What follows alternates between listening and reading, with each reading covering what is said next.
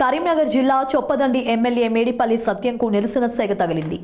గంగాధర మండలం కుర్క్యాలలో బస్సు సర్వీసును ప్రారంభించి అదే బస్సులో మండలంలోని ఘర్షకుర్తి వరకు ఆయన ప్రయాణం చేశారు. అనంతరం ఘర్షకుర్తిలో స్థానికులను ఉద్దేశించి మాట్లాడి వెళ్తుండగా స్థానికులు ఎమ్మెల్యేను అడ్డుకొని ప్రశ్నల వర్షం కురిపించారు.